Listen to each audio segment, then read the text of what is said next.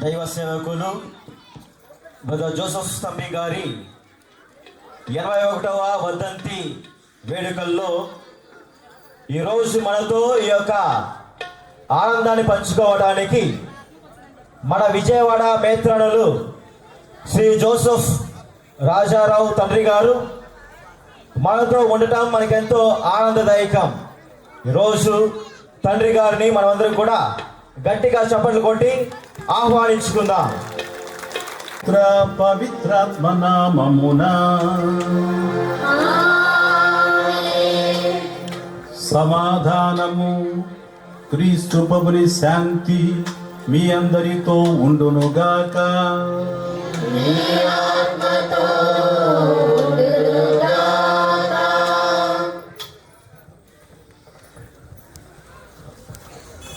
మానికొండ అనగానే, మానికొండ సంఘం అనగానే ఏదో ఒక క్రొత్త భావం, దాంతోపాటు ఎక్కడ లేని సంతోషం నాకు కానీ లేకుంటే మా తమ్ముడికి కానీ వస్తూ ఉంటుంది. కారణం ఏంటంటే బహుశా మీలో చాలామందికి తెలియకపోవచ్చు, 60 సంవత్సరాల క్రితం అప్పటి నుంచి మాకు ఈ గ్రామం తెలుసు. మీ ముఖాల్లో చూచి ఎవరమ్మాయివి లేకుంటే యువకులను చూచి ఏ ఊరు రా మీది, ఎవరబ్బాయివి, మీ కుటుంబం పేరేంటి అని అడగటంలో మాలో ఒక ఆప్యాయత, అనురాగం ఉంది. ఆనాటి 60 సంవత్సరాల క్రితం మన కథోలిక సంఘం చాలా పెద్దది. ఇక్కడ వాళ్ళ యొక్క విశ్వాసం చాలా గట్టిగా ఉండేది. ఒక ప్రక్క పెద్దలు, యువకులు, మగవాళ్ళు, ఇంకొక ప్రక్క మరేదళ సభ్యులు, చక్కగా ఆడపిల్లలందరూ జడలు వేసుకొని పరిగణాలు కట్టుకొని పాటలు పాడుతూ వచ్చేవాడు. అందరూ ఉత్సాహంగా క్రిస్మస్ పూజలో కానీ లేకుంటే ఏదో పండుగల్లో కానీ పాల్గొంటూ ఉండేవాళ్ళం. చిన్నపిల్లలమైన మాకు అది ఎప్పుడు మనస్సులో నిలిచిపోతూ ఉండేది. మళ్ళీ తిరిగి రావాలి, మళ్ళీ మానికొండ వెళ్ళాలి అనే ఉత్సాహం ఉంటూ ఉండేది. ఆ రోజుల్లో మన విచారణ ఇంకా ఉప్పునూరు విచారణే. కానీ క్రిస్మస్కి ఉప్పునూరులో అర్ధరాత్రి పూజ చేసేవాళ్ళు కాదు ఫాదర్ గారు, మన ఊరు వచ్చేవాడు ఆయన. ఎందుకంటే మన ఊళ్ళో మానికొండలో ఇక్కడ ఎక్కువ సంఘస్థులు ఉండేవాళ్ళు, ఎక్కువ మంది కథోలికులు ఉండేవాళ్ళు. ఇక్కడ మనకి అర్ధరాత్రి పూజ చేసిన తర్వాతే ఆయన ఇక్కడి నుంచి మళ్ళీ తిరిగి ఉప్పునూరు వెళ్ళేవాడు. ఈ విధంగా మన సంఘం యొక్క ప్రాచుర్యం ఉండేది. అందుకే మానికొండ అంటే మాలో ఒక ఉత్తేజం, మాలో ఒక ఏదో తెలియని ఒక అనుభూతి వస్తూ ఉంటుంది అన్నమాట. దానికి తోడు ఈరోజు మనం ఒక ప్రత్యేకమైన పండుగను చేసుకుంటున్నాం. అది జోసెఫ్ తంబి బ్రదర్ గారి వర్ధంతి, 81వ వర్ధంతి. ఆ విషయం ఇంకా తర్వాత మీకు చెబుతాను, ప్రసంగంలో చెబుతాను. కానీ ఇప్పుడు మటుకు ఈ పూజను ముఖ్యంగా నెరవేర్చ యోగ్యుల ఒకటకు మన పాపాలని ఒప్పుకుందాం. ఈ పూజలో మన సంఘం కోసం, మన సంఘాభివృద్ధి కోసం, ముఖ్యంగా ఇక్కడ చాలామంది యువకులు ఉన్నట్టున్నారు, వాళ్ళ కోసం అర్పించుదాం. అదేవిధంగా ఎవరైతే యువకులు ఉన్నారో, అలాగే ఎవరైతే కొంచెం అవసరాల్లో ఉన్నారో, ఎవరికైతే దేవుని సహాయం కావాలో వాళ్ళందరి కోసం ప్రార్థన చేద్దాం. సహోదరి సహోదరులారా, ఎవరు మాట్లాడకండి, అందరూ ఎవరు మాట్లాడొద్దు, అందరం కలిసి ఇప్పుడు మనం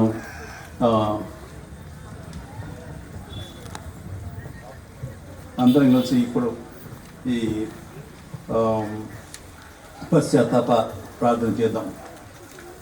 సర్వశక్తి గల సర్వేశ్వరుని చెంతను, నీ చెంతను నా పాపములను ఒప్పుకొనుచున్నాను. ఏదైనా తలంపు చేతను, వాక్కు చేతను, క్రియల చేతను, అశ్రద్ధ చేతను బహు పాపము చేసితిని. ఇది నా తప్పు, ఇది నా గొప్ప తప్పు. అందుచేత నిత్య కన్యకైన పరిశుద్ధ మరియ మాతను, సకల దూతలను, పునీతులను, సహోదరి సహోదరులారా, మిమ్మును నా కొరకు మన ప్రభువైన సర్వేశ్వరుని ప్రార్థింపవలెనని బ్రతిమాలుకొనుచున్నాను. సర్వశక్తి గల సర్వేశ్వరుడు మనకు దయ చూపి మన పాపములను మన్నించి మనల్ని నిత్య జీవనకు చేర్చుదురుగాక.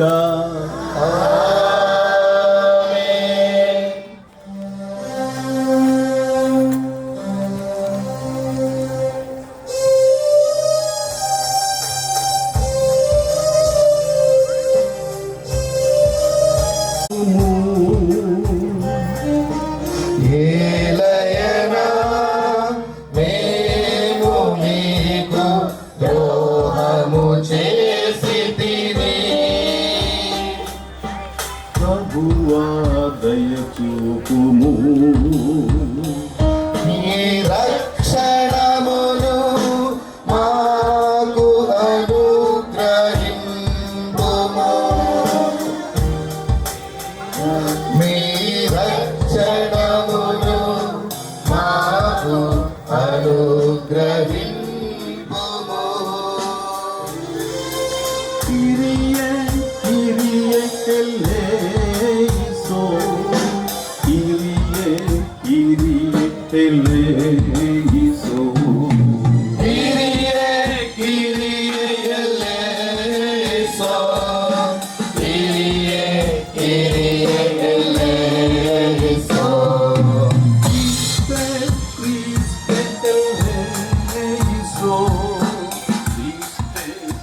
Christe eleison. Christe eleison, Christe, Christe eleison. Kyrie, Kyrie eleison, Kyrie, Kyrie eleison. Kyrie, Kyrie eleison, Kyrie, Kyrie eleison.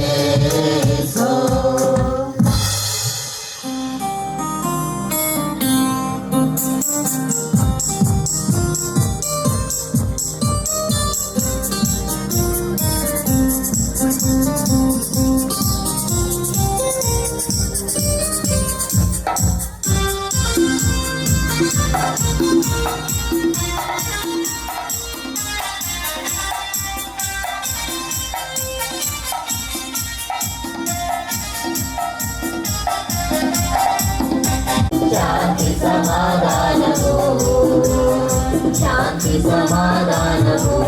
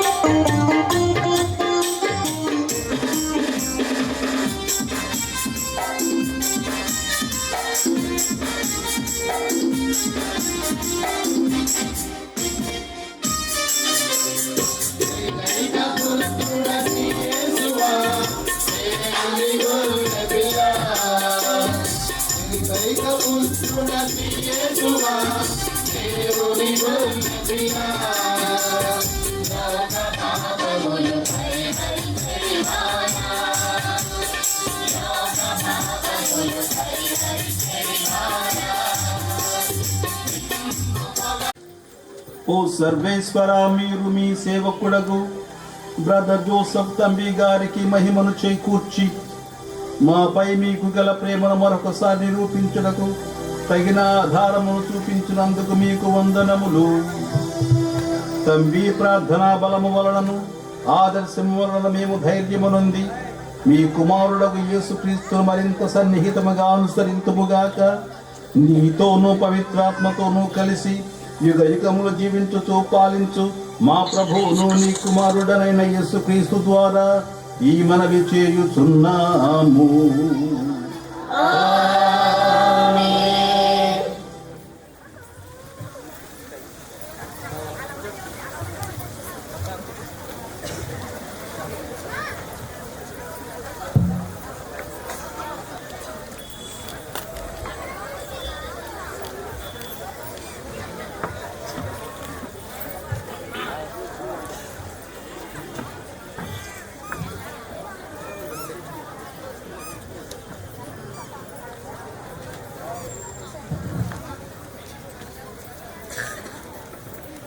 కార్యములు 2వ అధ్యాయము 43వ వచనము నుంచి 47వ వచనం వరకు.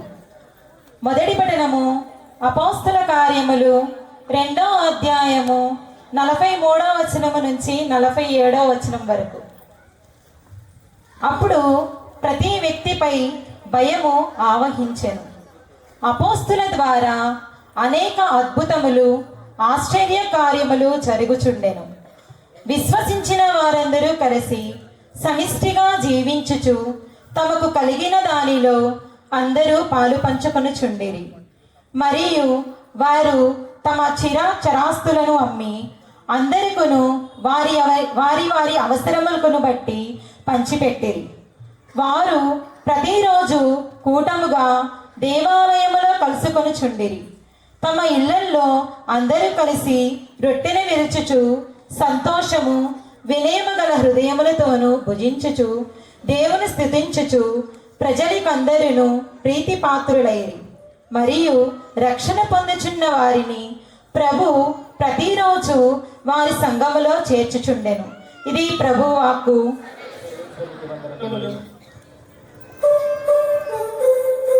రెండవ పట్టణము.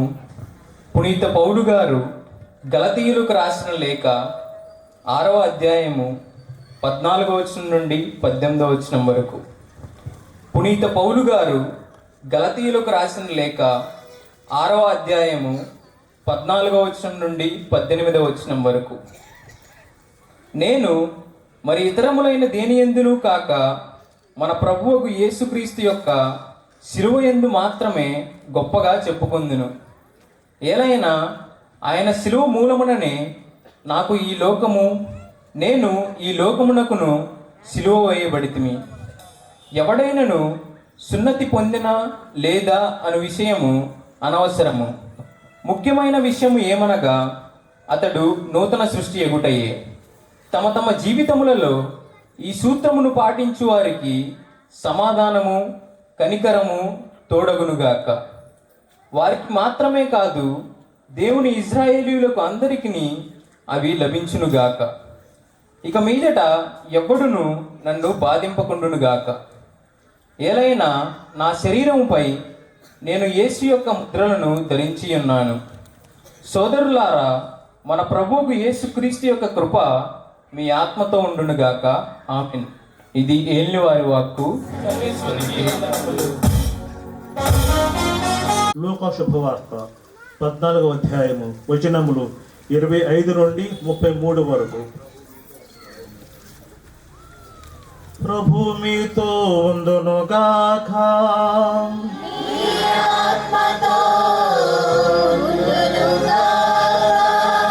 పునీత లూకా సువాసన సువిశేషములోని భాగము.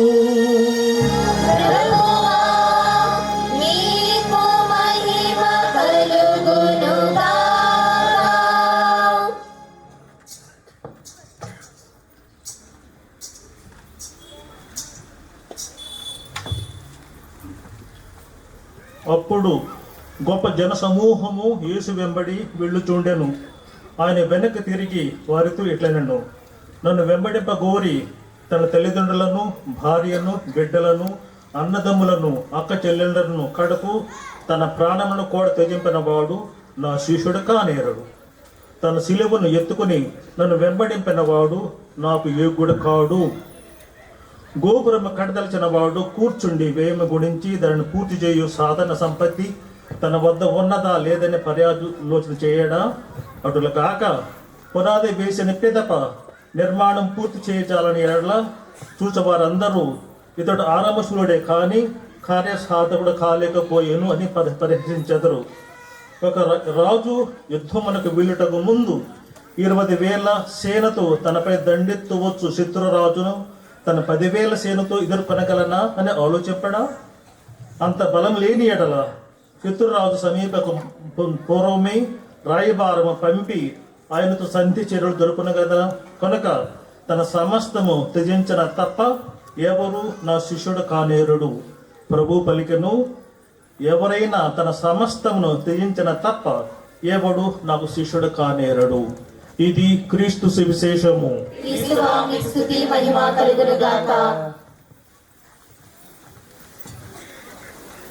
మొదట ఒక మాట చెప్పాను మీకు, అది ఒక భావోద్వేగం. నాకు తెలిసిన మానికొండ, మాకు తెలిసిన మానికొండ. ఇక్కడ మన మాలపల్లిలో ఉన్నవాళ్ళు అందరూ చాలామంది అందరూ వ్యవసాయ కూలీలు, ఆడవాళ్ళు మగవాళ్ళు అందరూ వ్యవసాయ కూలీలు. చాలా సామాన్య జీవితం జీవించేవాడు. అయినా సరే మనసంతా భక్తితో నిండి ఉండేది. ఎప్పుడైనా సరే సాయంత్రం జపదండ, ఆదివారం ప్రార్థనలు, గురువుగారు వచ్చినప్పుడు అందరూ పూజలో పాల్గొంటూ ఉండేవాళ్ళు. ఇంకా అప్పుడప్పుడు యువకులకు యువతులకు మీటింగులు పెడుతూ ఉండేవాళ్ళు. ఇది నాకు తెలిసిన మానికొండ. ఈ మానికొండలో ఒక ముఖ్యమైన అంశం ఏమిటంటే బ్రదర్ జోసెఫ్ తంబి గారి ఆలయం, చిన్న ఆలయం. ఆ రోజుల్లో ఇలా ఉండేది కాదు. పైన బహుశా రేకులు ఉండేవి, చుట్టూ తడికలు ఉండేవి అన్నమాట. అది తంబి గారి ఆశ్రమం అంటూ ఉండేవాడు. ఆ తంబి గారు ఆయన జీవితంలో ఈ మానికొండ అనేది ఒక ఘట్టం. కాబట్టి ఈరోజు తంబి గారి వర్ధంతి సందర్భంగా, 81వ వర్ధంతి సందర్భంగా మీకు కొన్ని విషయాలు చెబుతాను. ధ్యానమూర్తి, తపస్సీని, నిరాడంబరుడు, యేసు పంచగాయాలను ధరించిన ధన్యజీవి, అసిసీపుర ఫ్రాన్సిస్ తృతీయ సహసభ్యుడు జోసెఫ్ తంబి బ్రదర్ గారు. ఈ బ్రదర్ గారు ప్రభుని సేవించాలని, ప్రభుని అనుసరించాలని ఆయన నిర్ధారించుకొని తనను కపుచిన్ సభ నుండి పంపివేస్తే ఏదో విధంగా తృతీయ సభలో చేరి ఎప్పుడు ఇంకా ప్రభుని అనుసరించాలని నిర్ణయించుకున్నాడు. అలా నిర్ణయించుకొని అక్కడున్న బిషప్ గారితో అనుమతితో ఆ అంగీ ధరించి మామూలుగా ఒక భిక్షాటన చేసుకుంటూ ఆయన తిరుగుతూ ఉండేవాడు. ఈ విధంగా ఆయన తన జీవితాన్ని మొదట కేరళ రాష్ట్రంలో ప్రారంభించి అక్కడ నుండి తమిళనాడు వచ్చారు. తమిళనాడు నుంచి మన ఊరు చేరారు.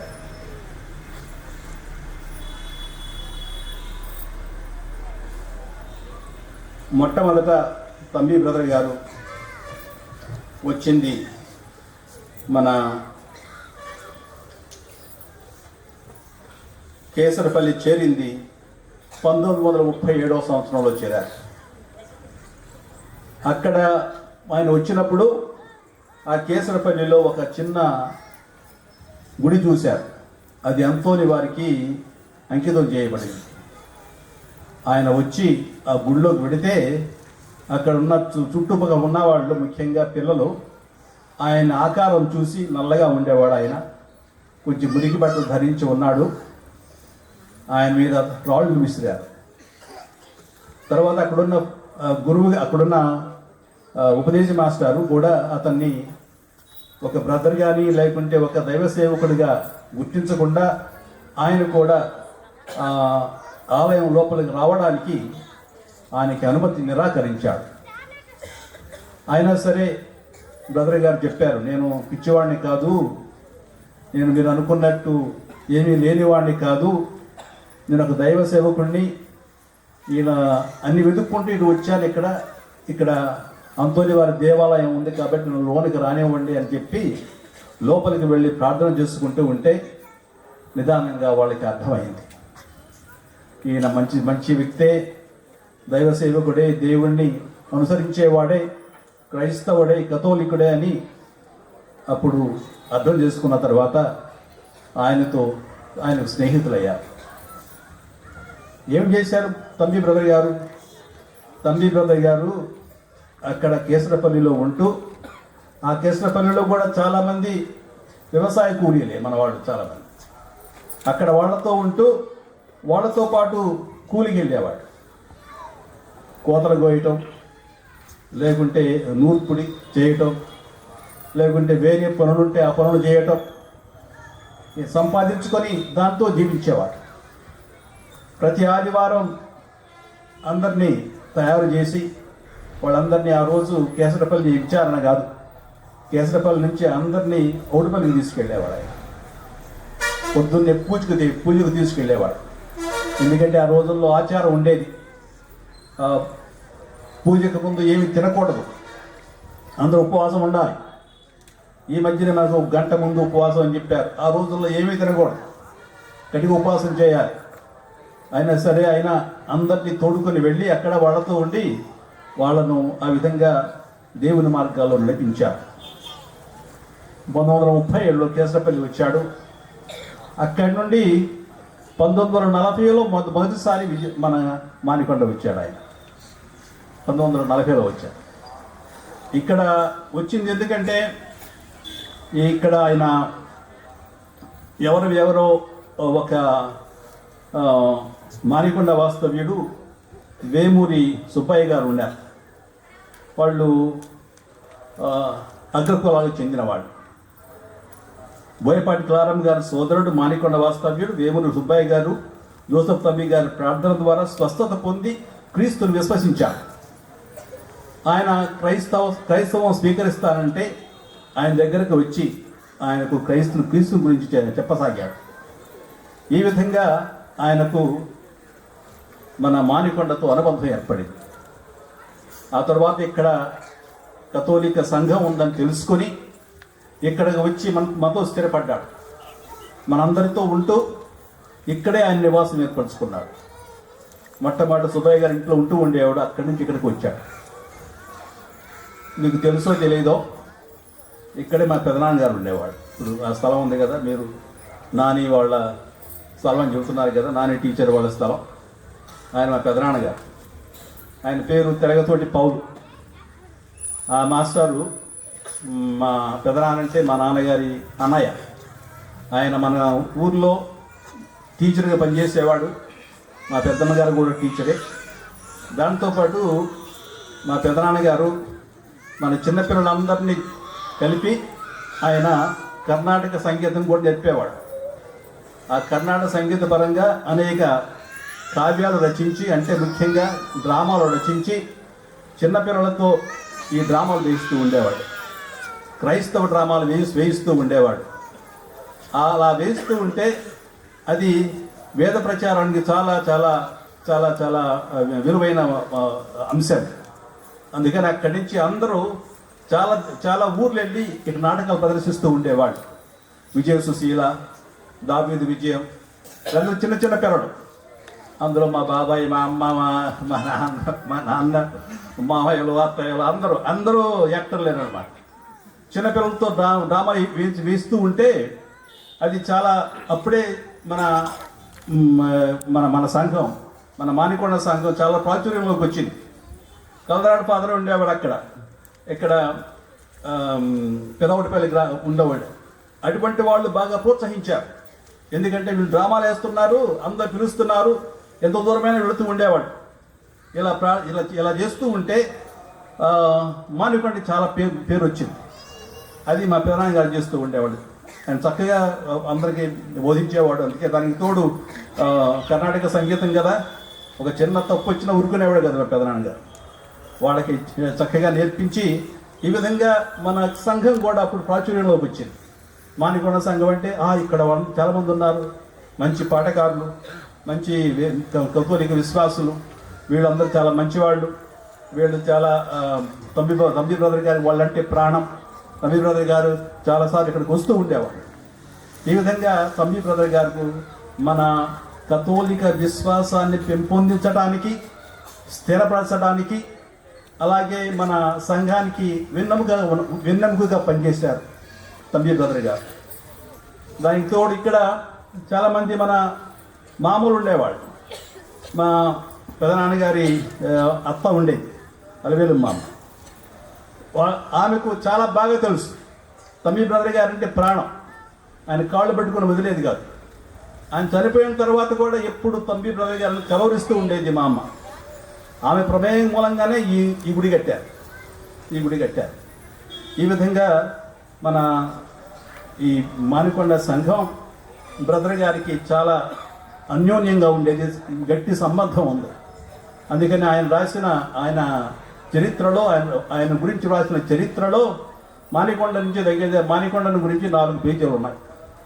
ఎవరెవరు పనిచేశారు ఇక్కడ, ఏమేమి చేస్తున్నారని చాలా చాలా రాశారు ఇక్కడ. ఈయన తరచుగా మానికొండ గ్రామాన్ని సందర్శించేవారు, విశ్వాసులకు ప్రార్థనలు నేర్పించేవారు, జపమాలను బోధించి తంబి గారి సందర్శన, బోధన, ప్రార్థన ఆదర్శవంతమైన జీవితం వలన క్రైస్తవులందరూ ఎంతో ప్రయోజనాన్ని పొందారని ఇక్కడ చెబుతుంది. ఆ విధంగానే కొన్ని విషయాలు కూడా ఇంకా తంబి బ్రదర్ గారి గురించి మా మానికొండ గురించి చెబుతున్నారు ఇక్కడ. ఆయన యాత్రిక్ స్కూల్లో మా పెదనాన్నగారి విషయం చెబుతున్నాడు. మా పెదనాన్నగారు మానికొండ మన స్కూల్లో టీచర్గా పనిచేస్తూ ఉండేవాడు. 27 డిసెంబర్ 1944 సంవత్సరంలో ఒకసారి మా పెదనాన్నగారు అక్కడ తొట్టి దగ్గర కాలు జారి పడ్డారు. పడితే అక్కడ కుడి చేయి మణికట్టుకు బలంగా గాయమైంది. ఆ రోజుల్లో డాక్టర్ గారు ఉండేవాడు కాదు కదా. అయినప్పుడు మా వాళ్ళ అత్తగారు అలవేలు మా అమ్మమ్మ ఆయన దగ్గర తీసుకొని వెళితే ఆయన కట్టుకట్టి, ఎందుకంటే మొట్టమొదటి డాక్టర్ దగ్గరికి వెళ్ళారు, తగ్గలేదు. అప్పుడు ఆయన ఔటపల్లి వెళ్ళి బ్రదర్ గారు చూపిస్తే బ్రదర్ గారు ఆయనకి ఏదో కట్టుకట్టి, నూనె రాసి కట్టుకట్టి ప్రార్థన చేశారు. మళ్ళీ ఏం చెప్పారంటే 3 రోజులు ప్రతిరోజు 3 జపదనలు చెప్పు అని ఆయన పురమాయించారు. ఆయన ఆ మాట విన్న తర్వాత ఆయన ఔటపల్లి నుంచి మానికొండ తిరిగి వస్తుండగానే ఆయనకి అంత నయమైపోయింది. నొప్పి తగ్గినట్టుగా ఆయన అనుభవించాడు. కొద్ది రోజుల్లోనే నొప్పి పూర్తిగా తగ్గిపోయింది అని చెప్పారు. ఆ విధంగా ఆయనకు పెద్ద అనుబంధం ఏర్పడింది. అప్పుడే మా పెదనాన్న గారు తిరిగి వచ్చి బ్రదర్ తంబి గారి మీద ఒక పాట రాశారు. జోజయ అని ఒక మంచి పాట రాశారు. అందరు పాడుతూ ఉండేవాడు ఆ పాట. ఒకరోజు ఇంకొక విషయం ఉంది. మానికొండ నుంచి డ్రామా ట్రూపు ఔటపల్లికి వెళ్ళింది. వారు మొత్తం 20 మంది ఉన్నారు. సాయంత్రం 4 గంటల సమయంలో రాజీవ్ సుమల గారితో ఉండగా తంబి గారు అన్నారు, వీళ్ళందరినీ పిలిచి రండి, మనం ఇక్కడ చాలా ఘోరాలు జరుగుతూ ఉన్నాయి, దూరదేశంలో ఒకరినొకరు చంపుకుంటూ ఉన్నారు అని ఆ పిల్లలందరినీ పిలిచి అందరినీ దేవాలయానికి తీసుకుని వెళ్ళి 1 గంట సేపు ప్రార్థన చేశారు. ఏమిటంటే అప్పుడు 2వ ప్రపంచ యుద్ధం జరుగుతుందన్నమాట. తంబి గారికి ఆయనకి ఇటువంటి విషయాలు చూస్తూ ఉండేవాడు. ఆయనకి విజన్స్ అంటూ వచ్చాయి. దాని మూలంగా ఆయనకి అన్నీ తెలిసిపోయాయి. ఒక ఏదో చూస్తున్నట్లు ఏదో తన మైండ్లో కొన్ని పిక్చర్స్ అంటే కొన్ని బొమ్మలు కనిపించాయి. కనిపించి చూడండి, అక్కడ చాలామంది చనిపోతున్నారు, పలానా చోట బాంబులు వేశారు, పలానా చోట్ల స్త్రీలు చనిపోయారు, పలానా చోట పిల్లలు చనిపోయారు, పలానా చోట చాలామంది ప్రజలు చనిపోయారని చెబుతూ వీళ్ళందరి కోసం ప్రార్థన చేయాలని ఆయన అందరినీ పిలిచి ప్రార్థన చేస్తూ ఉండేవాడు. ఆ రోజు వాళ్ళు ఒకరోజు మన పిల్లలు ఇక్కడి నుంచి డ్రామా వేయడానికి వెళ్ళారు. మొట్టమొదటి ఔటపల్లి వెళ్ళారు. ఆ తర్వాత కేసరపల్లిలో డ్రామా వేస్తూ ఉన్నారు. డ్రామా వేస్తూ ఉంటే ఇప్పుడు సమ్మర్ టైం కదా, వేసవి కాలంలో గాలి దుమారం వస్తుంటుంది కదా.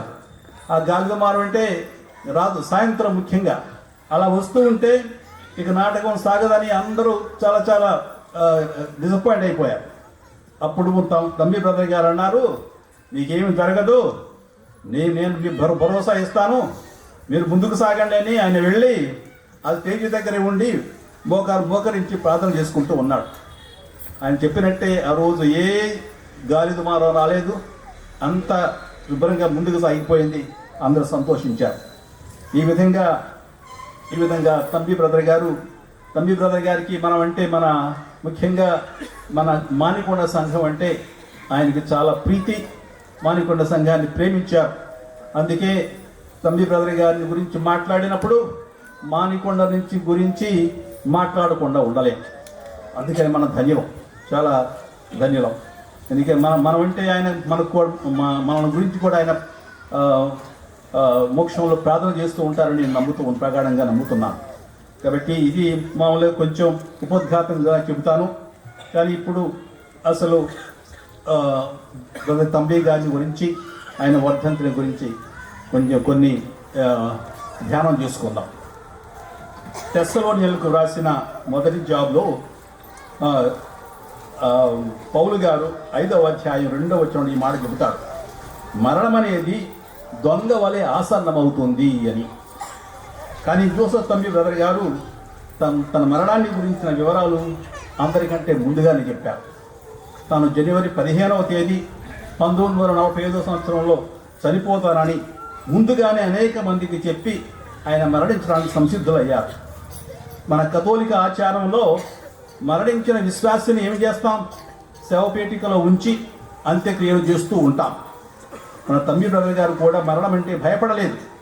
పునీత అసిసిపుర ఫ్రాన్సిస్ గారు తనకు మరణం ఆసన్నమైనప్పుడు మరణాన్ని ఎప్పుడు రా సోదరి అని ఆహ్వానించి మఠంలో ఉన్న సోదరులందరినీ సమావేశపరిచి వారు తమ అంకిత సన్యాస జీవితాన్ని పూర్తిగా జీవించాలని వారిని ప్రోత్సహించి క్రీస్తుని ఎప్పుడు పూర్ణ హృదయంతో ప్రేమించాలని వారికి మరీ మరీ చెప్పి ఆయన తుది శ్వాస విడిచాడు. అదేవిధంగా బ్రదర్ తంబి గారు మరణం అంటే భయపడలేదు. మరణం ఆసన్నమవుతుందని గ్రహించి తన సంసిద్ధతను అదేవిధంగా ఆ పేటికను కూడా తయారు చేయించడంలో వ్యక్తపరిచాడు. ఆయన రెడీగా ఉన్నాడని తన శవపేటికను 3 నెలల ముందుగానే చేయించుకొని తన గదిలో పెట్టించుకున్నాడు. అప్పుడప్పుడు దానిలో పడుకొని ఇది నాకు సరిపోతుందా అని అడిగేవాడు. స్వయాన మా నాన్నగారు తంబి గారికి సుపరిచితులు, ఆయనతో ఎప్పుడు ఉంటూ ఉండేవాడు. ఎందుకంటే మా నాన్నగారు ఆ రోజుల్లో పెద్ద అవుటుపేరులో టీచర్గా పనిచేస్తూ ఉండేవాడు. ఒక్కోసారి తంబి గారు శవపేటికలో పడుకొని ఇది నాకు సరిపోతుందా అని అడిగేవారని సాక్షాత్తు మా నాన్నగారు నాకు చెప్పారు. ఒకరోజు శవపేటికలో పడుకొని మా నాన్నగారిని అడిగారంట, మూత కూడా వేయరా అన్నారు. మా నాన్నగారు మూత కూడా వేశారు. వేసిన తరువాత ఆ మూత బిగుసిపోయిందంట, రావడం లేదు. ఆ పై దానికి తోడు ఆ మూతకు హ్యాండిల్ లేదు, లాగడానికి ఏమీ లేదు, పట్టెం దొరకడం లేదు. కాబట్టి తీయడం కష్టమైంది. తంబి బ్రదర్ గారు లోపల పడుకొని సరిగా ఊపిరి ఆడక చాలా కష్టపడుతూ ఉండి ఆయన అరవడం మొదలుపెట్టారు. అలాగే కాలుతో తనడం మొదలుపెట్టారు. అది రావడం లేదు. చివరికి మా నాన్నగారు వెళ్ళి ఒక కొడవలు తీసుకొని వచ్చి ముక్కుతో ఆ మూతను లేపగలిగారని చెప్పారు. తన భయాన్ని అధిగమించడం ఎందుకని చేశారు అలా? అసలు బ్రదర్ గారు ఎందుకు ఆ పేటికలో పడుకునేవాళ్ళు? తన భయాన్ని అధిగమించడానికి, తనకు మరణం అంటే భయం లేదు, తాను మరణించిన తర్వాత ఎలా పడుకుంటాడు అని నిర్ధారించుకోవడానికి తనకు భయం లేదని చెప్పడానికి ఆయన అదేవిధంగా మరణాన్ని గురించి సానుకూల భావాలు అలవాటు చేసుకోవడానికి అలా చేశారు. కానీ ఆయన మరణ సమయం ఆసన్నమైనందని ఆయనకు ముందుగానే స్ఫురించింది. దానికి ఎప్పుడు ఆయన సంసిద్ధుడయ్యాడు. ఆయన జీవితాన్ని ఎలా చాలించారు? ఆయన ఆ మరణం ముందు ప్రార్థనలు, కఠోర ఉపవాసాల వలన తంబి గారి ఆరోగ్యం చాలా క్షీణించింది. కానీ బాహ్యంగా ఆయన గంభీరంగానే కనిపిస్తూ ఉండేవాడు. అందుకే పెద్ద ఒటిపల్లిలో ఉన్న 2 గురువులు, కల్దరారో ఫాదర్ గారు, రాసి అంకిసే ఫాదర్ గారు మన బ్రదర్ గారికి అవస్థ అభ్యంగా ఇవ్వడానికి వాళ్ళు సంకోచించారు. అంకిసే రాసి స్వామి అయితే బ్రదర్ గారు చనిపోయే రోజు ఉదయాన్నే బ్రదర్ గారిని చూసి, మీరు బాగానే ఉన్నారు కదా బ్రదర్ గారు, మీకెందుకు అవస్థ అభ్యంగం ఏంటి, అనవసరంగా మమ్మల్ని ఏమన్నా పరిహాసాలు ఆడుతున్నావా ఏంటి అని చెప్పి అది అవస్థ అభ్యంగం ఇవ్వకుండా వెళ్ళిపోయారు. అదేవిధంగా ఆధ్యాత్మికంగా మనసులో ఆయన మరణానికి చేరువయ్యారు. తన తుది ఘడియలు సమీపిస్తున్నాయని తెలిసి తనను ఆదరించే బోయపాటి వారి ఇంటికి త్వరగా వెళ్ళి అక్కడ తాను స్వహస్తములతో నిర్మించిన పునీత అసిసిపుర ఫ్రాన్సిస్ గారి పీఠం చెంత ఉన్న పడక కుర్చీలో అక్కడ కూర్చుండిపోయారు. బోయపాటి దంపతులు ఆయన చూసి ఆశ్చర్యపోయారు. ఎందుకంటే ఆ రోజే తను చనిపోతానని ఆయన ముందుగానే ప్రకటించాడు. నేను చనిపోతానన్నారు కదా, ఎందుకు వచ్చారు ఇప్పుడు, ఎలా వచ్చారు మన ఇంటికి నడుచుకుంటూ అని అందరూ ఆశ్చర్యపోయారు. ఆ రోజు ఆసన్నమయ్యే ముందు రోజులలో తనకు కొన్ని సంకేతాలు కూడా ఎదురయ్యాయి. ఆయన చెప్పిన తర్వాత ఒక్కోసారి ఈరోజు వచ్చే కొంది 2 చిన్నారులు కనిపించి తాను నడుస్తున్నప్పుడు తన రెండు కాళ్ళ మధ్య తీగతో చేసిన ముళ్ళ కిరీటాన్ని ఉంచి వెళ్ళిపోయారట. అటువంటి పరిస్థితుల్లో ఎవరు నడవలేరు కదా. ఆ ముళ్ళ కిరీటం ఆటంకం కలిగిస్తుంది. నడవడం అంటే జీవించడం. తన ప్రాణానికి అంతం సమీపించిందని, మరణం తథ్యమని ఆయన గ్రహించాడు. ఇంకో సంకేతం దొరికింది. ఇంకో సంకేతం ఏంటంటే ప్రతిరోజు సాయంత్రం 7 గంటలకు 2 పిల్లలు తన ఇంటి కప్పు మీద కూర్చొని తను రమ్మని పిలుస్తున్నట్లు ఆయన చెప్పారు. క్రైస్తవ ధర్మంలో ఒక విశ్వాసి మరణించినప్పుడు దేవదూతలు ఆ వ్యక్తిని పరలోకానికి తోడుకొని వెళతారనే పెద్ద నమ్మకం ఉంది. అందుకే మృతుల కొరకు మనం అర్పించే ప్రార్థనలలో దేవదూతల ప్రసక్తి వస్తుంది. ఏమని చెబుతాం మనం? సకల దేవదూతులారా ఇతరుల మోక్షానికి కొనిపోరండి అని మనం ప్రార్థిస్తూ ఉంటాం. ఈ విధంగా బ్రదర్ జోసెఫ్ తంబి గారు ఒక సాధారణ పునీత ఫ్రాన్సిస్ గారి తృతీయ సభ సభ్యుడిగా జీవించాడో, అలాగే తనకు తెలిసిన వారి మధ్య నుండి వారిని ఓదార్స్తూ ఉంటే జనవరి 15వ తేదీ 4 గంటల సమయానికి ఆయనలో ఒక నీరసం చోటు చేసుకుంది. అప్పటికే చాలామంది బోయపాటి వారి ఇంటికి వచ్చారు. ఇదంతా జరుగుతున్నది ఎక్కడ పెదవటిపల్లిలో జరుగుతూ ఉంది. అప్పటికే చాలామంది బోయపాటి వారి ఇంటికి వచ్చారు. అక్కడున్న ఉపదేశి అన్నారు, తంబి బ్రదర్ గారా, మీరు వెళ్ళిపోతే మాకు క్రీస్తు మార్గాన్ని ఎవరు చూపిస్తారు అని చెబితే విలపించాడు. దానికి ప్రత్యుత్తరంగా తంబి గారు ఏమన్నారంటే, మీరు క్రీస్తు చెంత చేరండి, అందరూ క్రీస్తు చెంతకు రండి. ఆయన మన మంచి కాపరి, మందలోని ప్రతి గుర్రెను ప్రేమించి తన ప్రాణాన్ని మన కోసం అర్పించారు. నేను దేవుని సన్నిధికి వెళ్ళినప్పుడు మీ అందరి కోసం ప్రత్యేకంగా ప్రార్థిస్తాను అని చెప్పాడు. అనే ఓదార్పు పలుకులు పలికి ఆ సాయంత్రం 5 గంటలకు తన తుది శ్వాస విడిచారు తంబి బ్రదర్ గారు. ఆయన పాండిచ్చేరి మూల కుదురైన ఆయనదు. ఈ మొక్క ఆయన పుట్టింది మాత్రం వియత్నాం దేశమైన, పెరిగింది యూపీలో సర్దానా అయిన, మహావృక్షమైంది మన విజయవాడ నేత్రాసనంలో పెదవుటిపల్లిలో. ఇది మనందరికీ మహాభాగ్యం. అక్కడే కాదు, ఇక్కడికి కూడా వచ్చి మన ఊర్లో జీవించాడు, మన మధ్యనే ఉన్నాడు. మన మధ్యన అందరిని ప్రోత్సహించి ముఖ్యంగా మన విశ్వాసాన్ని దృఢపరిచాడు తంబి బ్రదర్ గారు. ఆయన సేవకులకు మెచ్చి ఈరోజు నేటి రెండో పఠనంలో అదేవిధంగా మనం తెలుసుకున్నది ఏమిటంటే, గలతీయులకు రాసిన జాబులో తంబి గారి జీవితం మిళితమైనట్టు కనిపిస్తుంది. తంబి బ్రదర్ గారు విజయవాడ మేత్రాసనంలోని కేసరపల్లి గ్రామానికి నేను చెప్పినట్లు 1937 సంవత్సరం వచ్చారు. ఆయన బిట్రగుంట నుండి ఇక్కడికి వచ్చారు. ఆయన ఇక్కడికి ఎవరు పంపారో తెలియదు. ఎవరు పంపారు, ఎలా వచ్చారు, ఎందుకు వచ్చారు? నాకు ఒకే ఒక సమాధానం ఉంది, క్రీస్తే పంపించాడు. ఆయన దేవుడే పంపించాడు. ఎవరు ఏమి చెప్పలేదు ఆయనకి. క్రీస్తే ఆయన ప్రోత్సహించాడు. అదేవిధంగా అందుకే ఆయన ఇక్కడికి వచ్చాడు. క్రీస్తు ప్రభుని ప్రేరణ ద్వారా మన మేత్రాసనానికి వచ్చి సామాన్య ప్రజల మధ్య స్థిరపడ్డాడు తంబి బ్రదర్ గారు. ఒక విశేష కార్య నిమిత్తం అపోస్తులుడైన పౌలు ప్రజల యొద్దకు పంపబడ్డాడో, సువార్త ప్రకటించడానికి, సంఘాలు స్థాపించడానికి, ప్రజలకు సేవ చేయడానికి పంపబడిన ఒక విశిష్ట పరిచారకుడు పౌలు గారు, ఒక ప్రత్యేకమైన సేవకుడు పౌలు గారు. తంబి గారిని అతనితో మనం పోల్చలేము. కానీ పౌలు గారి జీవిత విశేషాలను తంబి బ్రదర్ గారి జీవితంలో మనం గుర్తించవచ్చు. పౌలు మొదటిగా దేవుని సంతోషపెట్టగోరాడు. ఎవరిని సంతోషపెట్టగోరాడు? దేవుడినే, మనుషులను కాదు. పౌలు గారు తన పూర్వ జీవితంలో భక్తి గల పరిసయ్యుని వలె మనుష్యులకు మెప్పించ ప్రయత్నించాడు.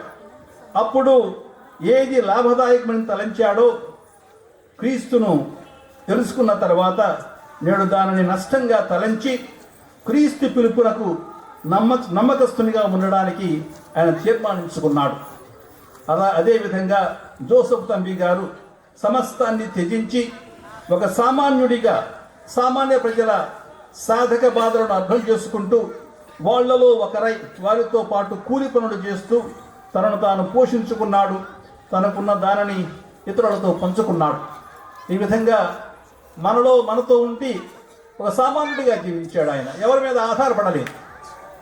రెండవది, గలతీయులకు రాసిన జాబులో 1వ అధ్యాయం 20వ వచనంలో, నేను మీకు వ్రాయుచున్న విషయములలో అబద్ధమాడుట లేదని దేవుని ఎదుట పలుకుతున్నాను అని పౌలు గారు చెప్పారు. పౌలు గారు ఈ జాబును గలతీయులకు వ్రాసిన సమయంలో యెరూషలేములో ఉన్న తల్లి సంఘమునకు యాకోబు అపోస్తలుడు ముఖ్య నాయకునిగా ఉన్నాడు. యెరూషలేమును సందర్శించినప్పుడు యాకోబు తప్ప మరి 12 మంది అపోస్తులతో తనకు ఎలాంటి సంబంధం లేదని గలతీయులు తెలుసుకోవాలని ఆయన సత్యాన్నే పలికాడు. పౌలు గారు అబద్ధమాడుట వలన అనర్థాలే గాని ఏ ప్రయోజనము ఉండదు. ఒక అబద్ధాన్ని కప్పిపుచ్చడానికి మరో 100 అబద్ధాలు ఆడవలసి ఉంటుంది. క్రైస్తవులు సత్యాన్ని పాటించాలి, సత్యాన్ని ప్రేమించాలి, సత్యాన్ని అనుసరించాలి. కీర్తనకారుడు చెబుతాడు, అబద్ధములాడు వారిని నాశము చేయుదువు, మోసగాండ్రను నరహత్య చేయు వారిని ప్రభు అసహ్యించుకొను అని చెప్పాడు. తంబి బ్రదర్ గారు ఎప్పుడు మన కథోలిక సంఘాలతోనే పరిచయం. అందరినీ దైవ మార్గంలో నడిపించాలని చాలా పట్టుదల కలిగిన వ్యక్తి. ఒకరోజు సాయంకాలం ఆయన కేసరపల్లి గ్రామంలో డ్రామా ప్రోగ్రాం ఉందని తెలిసి చుట్టుప్రక్కల గ్రామాల నుంచి చాలామంది ఆ ఊరు వెళ్ళారు. మానికొండ నుంచి వచ్చిన కుర్రకారు కొందరు ఏమి చేశారు, దారి మధ్యలో మామిడికాయలు దొంగతనం చేసి తీయగా ఉన్న వాటిని తినేసి చిన్నవాటిని పుల్లగా ఉన్న వాటిని దారి పక్కన వదిలి వచ్చేశారు. మన వాళ్ళు అప్పుడే హీరోస్ అన్నమాట మన ఊరి నుంచి. అప్పుడు తంబి గారు వాళ్ళని కలుసుకొని ఈ విషయాన్ని పూసగుచ్చినట్లు తాను చూచినట్లు వారందరికీ చెప్పి మళ్ళీ జీవితంలో దొంగ పనులు చేయకూడదని వాళ్ళని వారించాడు, అబద్ధాలు చెప్పకూడదని వాడిని వారించాడు, ఆ యువకులను ఆనందించాడు. ఈ విధంగా పునీత పౌలు గారు ఎలా జీవించాడు, విశ్వాసం వలన జీవించాడు. కనుక అందుకే 2వ అధ్యాయం 20-21 వచనంలో చెబుతాడు పౌలు గారు, కనుక జీవించేది నేను కాదు, క్రీస్తే నా యందు జీవిస్తున్నాడు. నన్ను ప్రేమించి నా కొరకై ప్రాణత్యాగం చేసిన దేవుని పుత్రుని అందరి విశ్వాసము చేతనే ఇప్పుడు నేను శరీరం అందరి ఈ జీవితం గడుపుతున్నాను అని చెప్పాడు పౌలు గారు. పౌలు విశ్వాసం వలన జీవిస్తున్నాడు. క్రీస్తుతో తనను ఐక్యం చేసుకుని క్రీస్తు మనస్తత్వాన్ని క్షుణ్ణంగా అర్థం చేసుకుని తనను క్రీస్తుకు అంకితం చేసుకుని జీవించాడు. ఆ విధంగా పౌలు క్రీస్తుతో సిలువ వేయబడి తిరిగి నూతన జీవంలోకి ప్రవేశించాడు. క్రీస్తు తన ద్వారా జీవించుటకు పౌలును అనుమతించాడు. పౌలుకు ఇదంతా విశ్వాస జీవితమును బట్టి, అది విశ్వాస జీవితం బట్టే సాధ్యపడింది. విశ్వాసం వలన జీవించే క్రైస్తవుడు తన శరీర కోర్కెలను అదుపులో ఉంచుకుంటూ ప్రతి పవిత్రమైన జీవితాన్ని జీవించడానికి ప్రయత్నిస్తూ ఉంటాడు. తంబి బ్రదర్ గారి జీవితంలో మనం ఎప్పుడు తాను శారీరక కోరికలకు సమయం ఇచ్చినట్లు తెలియదు. ఆయన ప్రతినిత్యం దేవునికి ప్రీతికరమైన పనులే చేయడంలో నిమగ్నుడైపోయాడు. క్రీస్తు ఒక విశ్వాసిలో జీవించడం వలన మాత్రమే ఆ విశ్వాసి యేసు వలె జీవించగలడు. అప్పుడే ప్రజలు ఆ క్రీస్తును విశ్వాసిలో చూడగలడు. మన విశ్వాసం అంటే అలా ఉండాలి. మనం చేసే పనుల్లో మనం క్రీస్తును చూపించాలి. అది నిజంగా మన విశ్వాసం. తంబి గారి జీవితంలో ఇది ముమ్మాటికి నిజం. నా శరీరంపై నేను యేసు యొక్క ముద్రలను ధరించి ఉన్నాను అని చెప్పాడు పౌలు గారు. అంటే విశ్వాసిలో క్రీస్తు జీవిస్తున్నాడనే అర్థం. జోసెఫ్ తంబి భక్తుడు తన హృదయాన్ని ప్రభునికి సమర్పించాడు. దానిపై ఆయనకు సంపూర్ణ అధికారం కలిగేటట్టు సమర్పించాడు.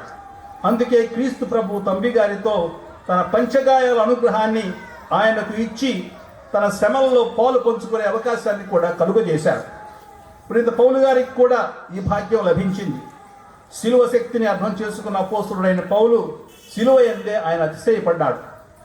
రోమీల దృష్టిలో, ముఖ్యంగా రోమియోల దృష్టిలో శిలువ అనేది ఒక అవమానకరమైనదిగా, నీచమైనదిగా పరిగణింపబడింది. శిలువ అనేది బలహీనతకు, అపజయానికి, మరణానికి సంకేతం, గుర్తు. అయినప్పటికీ పౌలు శిలువనందే తన అతిశయాన్ని వ్యక్తం చేశాడు. ఎందుకంటే శిలువ మరణం ద్వారా మాత్రమే స్త్రీ పురుషుల రక్షణ పొందగలరు. పౌలు అతిశయించడానికి ఆధారం శిలువే. క్రీస్తుని విమోచన క్రియపై తప్ప మన దేనిపై తాను నమ్మకాన్ని ఉంచలేదు. శిలువ నుండి తనను మళ్లించగల లోకపు శక్తి మరియు లోకం పట్ల తనకున్న శారీరక ఆకర్షణ పూర్తిగా నిర్మూలించబడ్డాయి. ప్రభువు అతన్ని తన సొంతం చేసుకున్నాడు. ఈ విధంగా జోసెఫ్ తంబి గారు క్రీస్తు శిలువ మరణంలో పాలు పంచుకొని నిజంగా క్రీస్తు శిష్యుడయ్యాడు. పేద ప్రజల మధ్య జీవిస్తూ ఉన్నత కుటుంబాలను కూడా క్రీస్తు చెంతకు తీసుకుని రాగలిగాడు తంబి బ్రదర్ గారు. ఆధ్యాత్మిక జీవితంలో చాలా లోతులకు వెళ్ళి తన పారలౌకిక జీవితాన్ని జీవించాడు. ఈ రోజుల్లో క్రీస్తు శిష్యులకు కావాల్సింది కేవలం వాక్చాతుర్యం మాత్రమే కాదు, క్రీస్తు ప్రభుని ఆధ్యాత్మికతను ప్రజలకు తగిన రీతిలో అందించగల స్తోమత కావాలి. కేవలం మాట్లాడడం కాదు, చేతలు కావాలి. ఈరోజు మనం చదివిన సువిశేషంలో లూకా సువార్త 14వ అధ్యాయం 25 నుంచి 33 వచనాల్లో ఈ సువిశేషంలో ప్రభువు తన శిష్యులకు 3 శిష్య లక్షణాలు చెప్పాడు. మొదటిది ఏమిటంటే క్రీస్తు కొరకు ఆలుబిడ్డలను స్వంత ప్రాణాన్ని కూడా త్యాగం చేయగలిగి ఉండాలి. అతడే క్రీస్తు శిష్యుడు కాగలడు. అతని విలువల్లో క్రీస్తే మొదటి విలువ కావాలి. ప్రభువు కొరకు, అతని రాజ్యం కొరకు స్వీయ ప్రాణాలను అర్పించడం కోసం ఆ శిష్యుడు సిద్ధంగా ఉండాలి. రెండవది, శిష్యుడు క్రీస్తు శిలువను మోయాలి. శిలువ కష్టాలకు, మరణానికి చిహ్నం.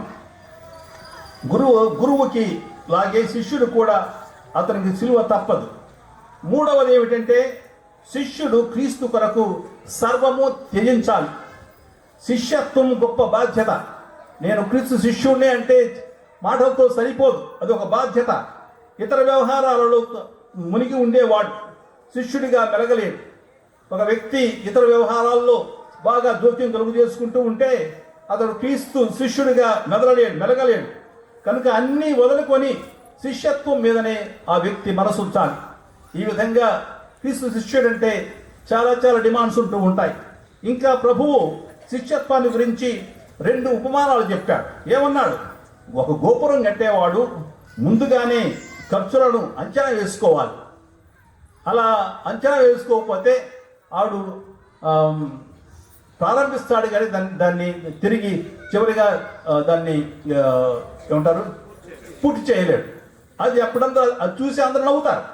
రెండవది, శత్రురాజు మీదకి యుద్ధానికి పోయే రాజు ముందుగానే తన బలాన్ని గురించి, తన స్తోమతను గురించి ఆలోచించాలి. శక్తి ఉంటేనే ఈ 2 పనులు ప్రారంభించాలి, లేకపోతే మానుకోవాలి. పనిని ఆరంభించి ముగించకపోతే నగుబాటు తెచ్చుకుంటాం. అలాగే క్రీస్తు శిష్యులుగా మెలిగే సామర్థ్యం ఉంటేనే శిష్యత్వాన్ని చేపట్టాలి, లేకపోతే మానుకోవాలి. ఎందుకంటే శిష్యుడిగా ఉండటం అంత తేలిక కాదు. ఇక్కడ శిష్యులు కాగోరే వారిని నిరుత్సాహపరచడం కాదు, తేలికగా శిష్యత్వాన్ని ఎన్నుకోవద్దని మాత్రమే చెబుతున్నాడు. ఎప్పుడు కూడా మన శక్తితో గాక దైవశక్తితో శిష్యులుగా జీవిస్తాం. తంబి బ్రదర్ అలా జీవించారు. దేవుని శక్తితోనే ఆయన శిష్యుడిగా జీవించాడు. దేవుని శక్తితోనే ఆయన క్రీస్తు పరిచారుడుగా ఆయన జీవించాడు. మంచి శిష్యుడు ఎప్పుడు మంచి ఉప్పులా ఉంటాడు. ఉప్పు నిలువ ఉప్పదనంలో ఉంటుంది. శిష్యుని విలువ అతని స్వామి భక్తితో ఉంటుంది. ఉప్పు తన ఉప్పదనాన్ని కోల్పోయి నిష్ప్రయోజనం అవుతుంది. అలాగే శిష్యుడు కూడా స్వామి భక్తిని కోల్పోయి భ్రష్టుడు కావచ్చు. కనుక శిష్యుడు జాగ్రత్తగా మసలుకోవాలి. జోసెఫ్ తంబి గారు దేవుడిచ్చిన అనుగ్రహంతో క్రీస్తు శిష్యుడిగా మెలుగుతూ తన శిష్యరికంలో ప్రార్థనకు ఎక్కువ సమయాన్ని కేటాయించారు. తన ప్రార్థన కేవలం కొన్ని ప్రార్థనలు వదిలివేయడం మాత్రమే కాక ధ్యానానికి, ప్రభుని వాక్యం మీద, ప్రభుని వాక్యాన్ని చదివి దాని మీద ధ్యానం చేసుకుంటూ ఇచ్చాడు ఆయన. అది ఒక పారలౌకిక జీవితానికి దారితీసింది.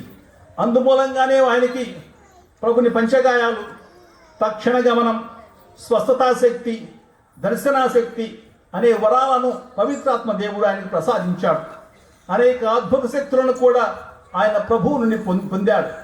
ప్రతి శుక్రవారం తంబి బ్రదర్ గారికి క్రీస్తు ప్రభుని పంచగాయాలు తన శరీరంలో బహిర్గతమై రక్తం స్రవించి చాలా బాధపడుతూ ఉండేవాడు, తల్లడిల్లుతూ ఉండేవాడు. తక్షణ గమనం అనే దైవవరం కూడా ఆయనకు లభించింది. అద్భుత రీతిలో ఒక ప్రదేశాన్ని నుంచి ఇంకో ప్రదేశానికి ఒక్క క్షణంలో తరలించబడేవాళ్ళు. ఎవరైనా దీన్ని గమనించి ప్రశ్నిస్తే ఇష్టం లేకపోయినా చేసేది లేక ఆయన ఒక మాట చెప్పేవాడు. ఏదో ఒక అద్భుత శక్తి వారిని తరలిస్తుందని మాత్రమే చెప్పేవాడు. ఒకసారి ఆయన గుడలో పండుగకు వచ్చారు. పండుగ వచ్చిన తర్వాత అక్కడ జార్జ్ పుడిలింకల్స్ ఫాదర్ ఉన్నారు. ఆయన ఒట్టూరులో పనిచేస్తున్నారు. ఆయన తిరిగి వెళుతుంటే బ్రదర్ గారిని చూశారు. గుడల బోర్డింగ్ ఆవరణలో చూశారు. బ్రదర్ గారు నాతో రండి అని చెప్పారు. ఆయన అన్నారు, వద్దులేండి మీరు వెళ్ళండి, వస్తాను, నిదానంగా వస్తాను, మీరు వెళ్ళండి అని చెప్పారు. సరే, ఫాదర్ గారు ఒక్కడే తిరిగి వెళ్ళిపోయారు. ఆ రోజుల్లో విజయవాడ నుంచి ఒట్మూరు వెళ్ళాలంటే సింగిల్ రోడ్, ఇంత పెద్ద రోడ్లు లేవు ఆ రోజుల్లో. మళ్ళీ చాలా నిదానంగా వెళ్ళాలి. సరే, ఆయన వెళ్ళేపడి దగ్గర 2 గంటలు 3 గంటలు పెట్టింది ఒట్మూరు వెళ్ళడానికి. వెళ్ళేసరికి బ్రదర్ గారు అక్కడ గుడి మీద మెట్ల మీద కూర్చుని నిద్రపోతున్నారు. ఆయన నిద్రపోతుంటే అక్కడ పిల్లలు ఉన్నారు. అక్కడ ఫాదర్ గారి పిల్లల్ని పిలిచి, బాబు ఎప్పుడు వచ్చారా ఈయన అంటే, ఇప్పుడేంటి వచ్చి 2 గంటలు అయింది అన్నారు. 2 గంటలు అయింది. అప్పుడు ఫాదర్ గారు ఆయన పిలిచి అడిగారు, చెప్పయ్యా అసలు ఏం జరుగుతుంది నీకు, నేను గురించి చాలామంది చాలా విధాలుగా మాట్లాడుతున్నారు, ఏం జరుగుతుంది అంటే అప్పుడు చెప్పారంట, ఏదో హస్తం నన్ను పట్టుకొని తీసుకెళ్తున్నట్టు నేను ఫీల్ అవుతున్నానండి, నాకు తెలియకుండానే ఇలా తక్షణ గమనం వస్తూ ఉంది నాకు, ఇది దేవుడిచ్చిన వరం, ఎవరో చెప్పొద్దని చెప్పాడు ఆయన. ఈ విధంగా ఆయన దైవ సేవకుడు కాబట్టి దేవుడు ఈ వరాన్ని ఆయన దయచేశాడు. అదేవిధంగా ఆయన వర్తమాన భవిష్యత్ కాలాల సంఘటనలు ముందుగానే తనకు తెలిసేవి. అదేవిధంగా తన మరణం సంభవించే రోజు కూడా ఆయన చెప్పగలిగాడు. ఎదుట వ్యక్తి దురాలోచనను పసిగట్టి సరిదిద్దేవాడు. ఒకరోజు ఇక్కడి నుంచే మన ఊర్లో ఎవరో మానికొండ అబ్బాయి ఏదో చెడ్డ ఆలోచన చేస్తూ ఉన్నాడంట. చెడ్డ ఆలోచన చేస్తూ ఉంటే అన్నాడు, ఏంటి చెడు ఆలోచన చేస్తున్నావు, ఎందుకు చేస్తున్నావు అంటే, తర్వాత అన్నాడు, నువ్వు మోహపాపం చేయాలని తలంచుకుంటున్నావు కదా, చెప్పు నిజమే కాదా, తర్వాత చెప్పి పలానా అమ్మాయితో చేయాలని చేసుకుంటున్నావు కదా నువ్వు, అవునా కాదా అంటే ఒక్కసారి వాడు కుంగిపోయాడు. ఇదెక్కడ దొరికాడు రా ఈయన, ఆలోచనలు కూడా పసిగడుతున్నాడు ఈయనని. అప్పుడు వెంటనే మోకాళ్ళ మీద ఉండి ఆయన జపం చెప్పుకొని తర్వాత అతన్ని పాప సంగతిని పంపించారు తమ్మి బ్రదర్ గారు. ఈ విధంగా ఎదుట వ్యక్తి దురాలోచనలను పసిగట్టి ఆయన సరిదిద్దేవాడు ఆయన. అదేవిధంగా క్రీస్తు ప్రభువు 5,000 మందికి అద్భుత రీతిలో ఆహారం ఇచ్చినట్లు తన ఇంట్లో వంట సదుపాయాలు లేకున్నా వచ్చిన వారికి వేడి అన్నం వడ్డించేవాడు. ఒకరోజు మా నాన్నగారు చెప్పారు, మా నాన్నగారు అక్కడ ఉన్నప్పుడు బ్రదర్ గారికి ఎప్పుడప్పుడు వంట చేస్తూ ఉండేవాడు. అప్పుడు మా నాన్న యువకుడు కదా, మాస్టర్ అక్కడ పని చేస్తూ ఉంటే వంట చేస్తూ ఉండేవాడు. ఒకరోజు వచ్చి చెప్పారంట, అరే దాసు ఎవరు వచ్చారు, చాలామంది వచ్చారు, ప్రజలు నన్ను చూడడానికి వచ్చారు, అన్నం పెట్టాలి కాబట్టి ప్లేట్లు సరిగా రెడీగా చేయన్నాడు. అంటే రెడీ చేశారు. మా నాన్నగారు బయట ఉన్నారు, ఈయనేమో లోపల కిచెన్కి వెళ్ళి ఒకటే పట్టుకొస్తున్నాడు అన్నం తర్వాత చేపల కూర పట్టుకొచ్చాడు. మా నాన్నగారు అన్నం వండలేదు, ఎప్పుడు చేపలు తేలేదు, ఏమీ చేయలేదు. ఆ రోజంతా ఒకటే అందరికీ భోజనం పెడుతూనే ఉన్నాడు. అందరూ వెళ్ళిపోయిన తర్వాత మా నాన్నగారు వెళ్ళి చూస్తే వాళ్ళిద్దరూ తిన్న తర్వాత మొట్టమొదటిసారి ఉదయం ఎంత అన్నం మిగిలిందో అంత అన్నమే ఇంకా కుండలో ఉంది అని చెప్పారు. ఈ విధంగా క్రీస్తు ప్రభు ఇలా 5,000 మందికి అద్భుత రీతిలో ఆహారం ఇచ్చినట్లు తన ఇంట్లో వంట సదుపాయాలు లేకున్నా సరే వచ్చిన వారందరికీ వేడి భోజనం వడ్డించేవాడు బ్రదర్ గారు. అలాగే ఆయన వైరాగ్యం స్వీకరించారు కాబట్టి అవసరమైతే భిక్ష అడిగేవాడు. తన వద్ద ఉంటే పేదవారికి సహాయం అందించేవాడు, లేకుంటే పస్తులు ఉండేవాడు. ఆయన ఎవరిపైనన్నా ఆగ్రహిస్తే తన తప్పు వెంటనే ఒప్పుకొని వాడితో సమాధాన పడేవాడు. ఎవరితో పోట్లాట్లు పెట్టుకునేవాడు కాదు, వాదించేవాడు కాదు, ఆయన సమాధాన పడేవాడు అందరితో. చిన్నారులను ప్రేమతో ఆదరించి వారితో ముచ్చటగా ఆడుకుంటూ ఉండేవాడు. రాత్రులంతా నిశ్చలంగా ప్రార్థన చేస్తూ తన జీవితయానాన్ని ఉపవాసాలతో తపోనిష్టతోనూ నిట్టూర్పులతోనూ నింపుకున్నారని మనకు చారిత్రాత్మక ఆధారాలు ఉన్నాయి. ఈ విధంగా తన జీవితంలో ఆధ్యాత్మిక విలువలను పాటించారు. ఈ విధంగా క్రీస్తు శిష్యునిగా తంబి బ్రదర్ గారు వ్యవహరించారు. ఆయనకు ధన్యపట్టం కావాలని మనం ఈ రోజుల్లో ప్రార్థన చేస్తూ ఉన్నాం. మన మేత్రాసన ప్రాసెస్ అంతా అయిపోయింది. ఇప్పుడు రోమ్ పంపించాం. రోమ నగరంలో ఉన్న మిగిలిన విషయాలు వాళ్ళు చూస్తూ ఉన్నారు. కాబట్టి సహోదరి సహోదరులారా, మనం ముఖ్యంగా మానికొండ గ్రామస్తులు, వాస్తవ్యులు మనం దీనికి చాలా ఆనందించాలి. దానికి తోడు గర్వించాలి. మన మధ్య ఒక ఆయన వచ్చి మనందరికీ హితబోధ చేశారు, క్రీస్తుని బోధించాడు, మన మధ్య ఉంటూ మన విశ్వాసాన్ని బలపరిచారు. మన పూర్వీకులు అందరూ అటువంటి విశ్వాసంలో ఉన్నారు. కాబట్టి ఆ విశ్వాసాన్ని మనం కూడా నిలుపుకోవాలి. మానికొండ వాస్తవ్యులంటే బ్రదర్ జోసెఫ్ తంబి గారి వాళ్ళకి చాలా ప్రేమైన వారని మనం గుర్తుంచుకోవాలి. మనం ఒక వారసులు. మనం ఆయన ప్రేమకు, ఆయన భక్తికి, ఆయన విశ్వాసానికి మనం వారసులు. కాబట్టి ఈ వారసత్వం అనేది తగ్గకుండా ఎప్పుడు ఇంకా పెరుగుతూనే ఉండాలి. మనం కూడా మంచి క్రైస్తవులుగా జీవించాలని మీ అందరికీ ఇంకొకసారి మనవి చేస్తూ ఉన్నాను. మొట్టమొదటి చెప్పాను నేను, ఈ భావోద్వేగం నాలో మానికొండ వస్తే ఇది నాకు గుర్తుకొచ్చాయి విషయాలని. అందుకే మనం కూడా ఇంకా విశ్వాసంలో పెరగాలి, ఇంకా దృఢపడాలి. మనం కూడా ఇంకా ప్రభుని గురించి నేర్చుకొని ప్రభుని విశ్వాసంలో ఎదిగి మనం కూడా ధన్యులు కావాలని నేను మీ అందరి కోసం ఈరోజు ప్రార్థిస్తాను. వచ్చిన మీ అందరికీ ఇంకోసారి ధన్యవాదాలు తెలుపుతూ, ముఖ్యంగా ఫాదర్ గారు నన్ను ఇక్కడికి ఆహ్వానించినందుకు ఇంకొకసారి ఫాదర్ గారు ధన్యవాదాలు తెలుపుతూ ముగిస్తాను.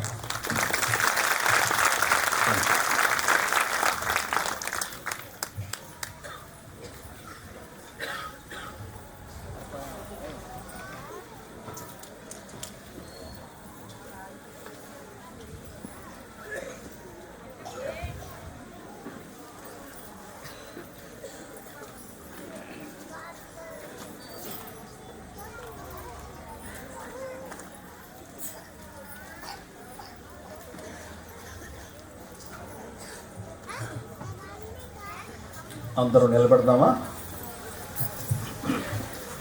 కలిసి అపోస్తుల విశ్వాస ప్రమాణం చెబుదాం. పరలోకమును భూలోకమును సృష్టించిన సర్వశక్తి గల విశ్వసించుకున్నాం. అతని యొక్క ఏకపుత్రుడు మన యొక్క నాథుడైన యేసుక్రీస్తును విశ్వసించుకున్నాను. ఇక్కడ పవిత్రాత్మ పుట్టెను. పౌష్టికాపి అధికారములతోనే పాటుపడి శిలువ మీద కొట్టబడి మరణపతి సమాధిలో ఉంచబడెను. పాతాళమునికి మూడవ నాడు చనిపోయిన వారిని నిలిచాను. పరలోకముకి సర్వశక్తిగల పితైన సర్వేశ్వరుని కుడి ప్రక్కన కూర్చొని ఉన్నారు. అక్కడ నుండి జీవించు వాళ్ళను చనిపోయిన వాళ్ళను తీర్పు చేయవచ్చును. విశ్వసించుతున్నాం. పరిశుద్ధ ప్రయోజనము విశ్వసించుతున్నాను. పాపములన్నిటిని విశ్వసిస్తున్నాను.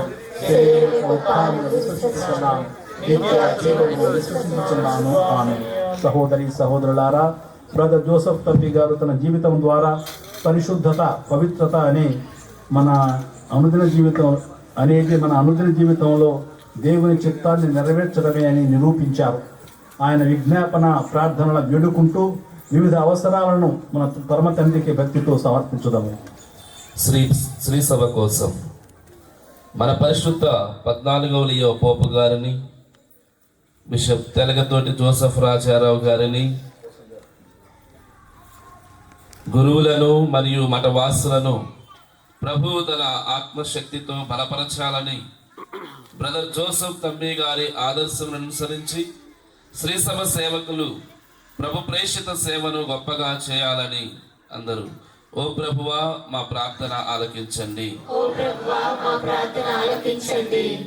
నిరంతర ప్రార్థనా జీవితం కోసం బ్రదర్ తంబి గారి ప్రార్థనా జీవితమును స్మరిస్తూ మన కష్టాలలోనే కాకుండా నిరంతర ప్రార్థన జీవితము ద్వారా అందరూ ప్రభునిలో అంటుకట్టబడి ఫలించే భాగ్యాన్ని ప్రసాదించమని అందరూ ఓ ప్రభువా మా ప్రార్థన ఆలకించండి.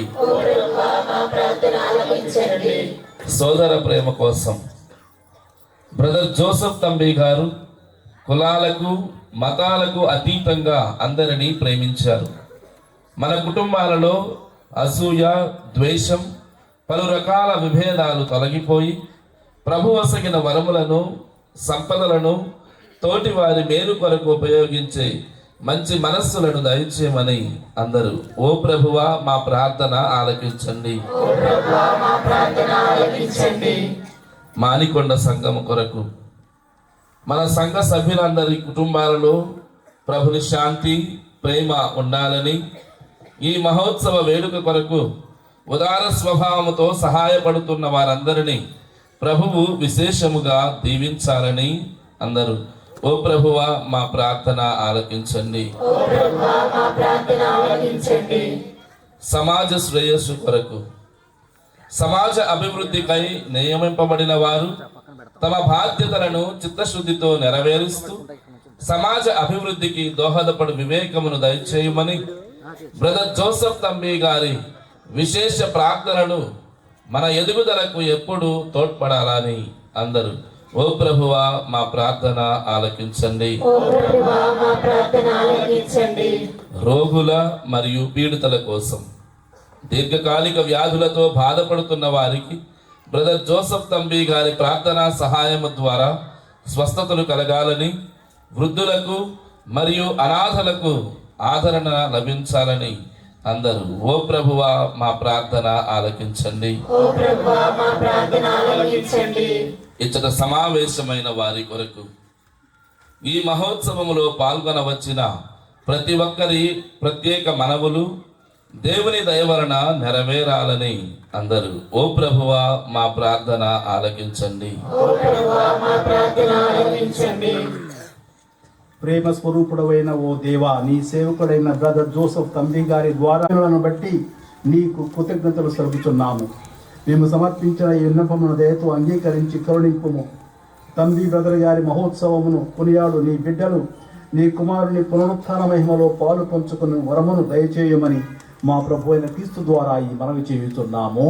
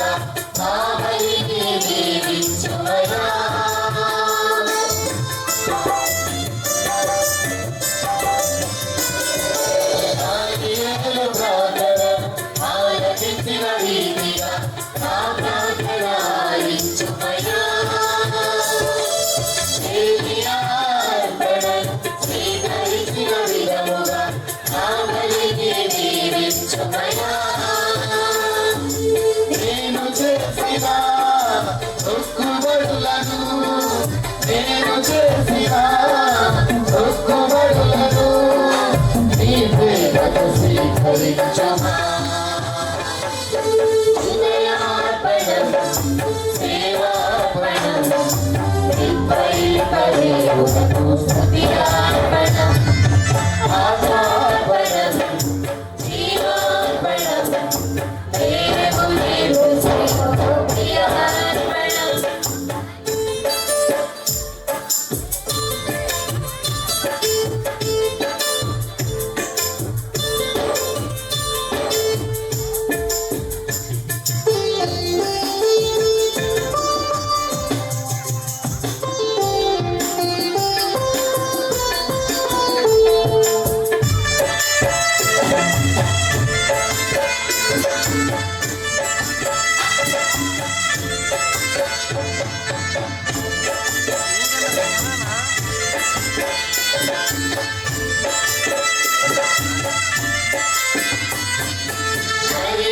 హరియాదర్పించిన భారయేసు రీతిగా నా హృదయ దైవమనువయ్యా హరియాదర్పించిన భూపతిపైగా నా బలిని చేయుమనువయ్యా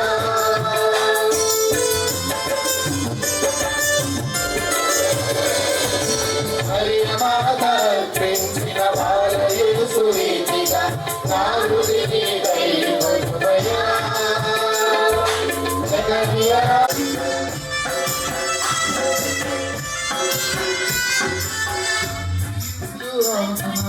ఆలకించిన రీతిగా నా ప్రార్థనాలించుమయ్యా అర్పణను స్వీకరించిన విధముగా నా బలిని దీవించుమయ్యా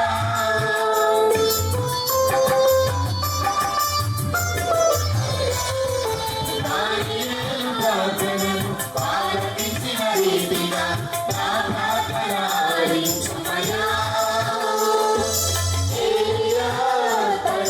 స్వీకరించిన విధముగా నా బలిని దీవించుమయ్యా నేను చేసిన మొక్కుబడులను నేను చేసిన మొక్కుబడులను స్వీకరించుమా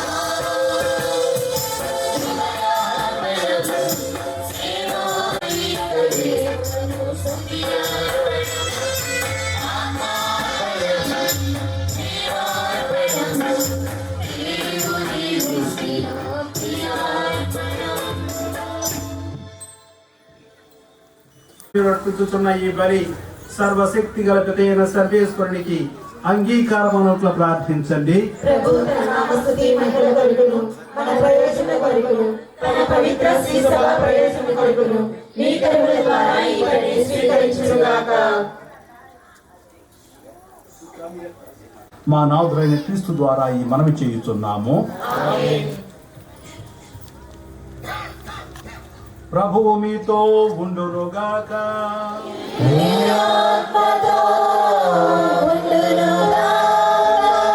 మీ మనస్సులను ఉన్నతమునకు త్రిప్పండి.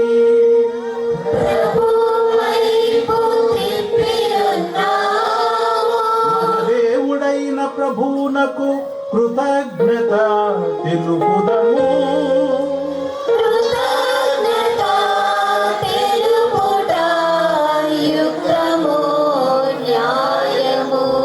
ప్రభు అయిన దేవా, పావన పిత, సర్వశక్తి గల నిత్య సర్వేశ్వర, మేము ఎల్లప్పుడూ ఎచ్చోటను నీకు కృతజ్ఞత వందనములు మా ప్రభు అయిన క్రీస్తు ద్వారా చెల్లించుట యుక్తము, న్యాయము, ధర్మము, రక్షణదాయకము.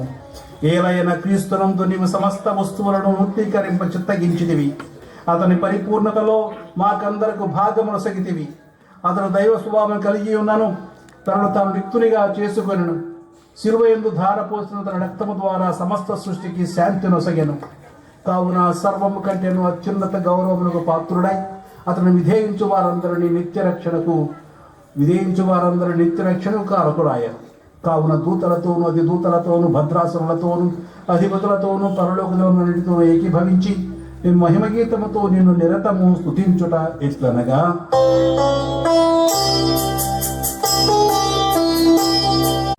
ప్రపంచమాద్యంతము సూర్యోదయం నుండి సూర్యాస్తమయం వరకు నీ నామమునకు నిర్మలమైన బలిని అర్పించుటకై ప్రజలను నిరతము పిలుచుచున్నావు.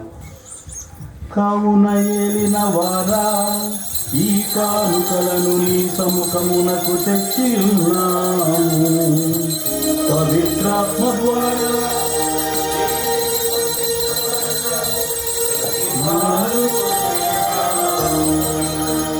ఈ విధమున ఇవి మా ప్రభువును నీ కుమారుడునైన యేసుక్రీస్తు శరీర రక్తములు అగునుగాక. అతని ఆజ్ఞ ప్రకారమే ఈ కృతజ్ఞతార్చనను నెరవేర్చుచున్నాము. అతడు అప్పగింపబడిన రాత్రి అప్పమునందుకొని నీకు కృతజ్ఞతా వందనములు చెప్పి స్తుతించి త్రుంచి శిష్యులకిచ్చుచూ ఇట్లనెను, మీరందరూ దీనిని తీసుకొని భుజింపుడు.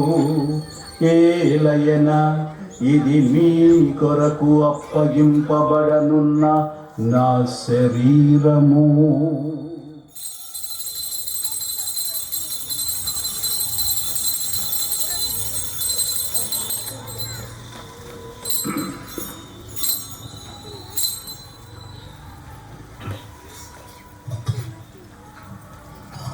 అందరూ దీనిని తీసుకొని దీని నుండి పానము చేయుడు.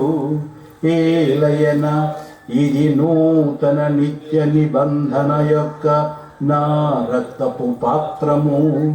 ఇది మీ కొరకును అనేకుల కొరకును పాప పరిహారమునకై ధారవోయబడును. దీనిని నా జ్ఞాపకార్థము చేయుడు.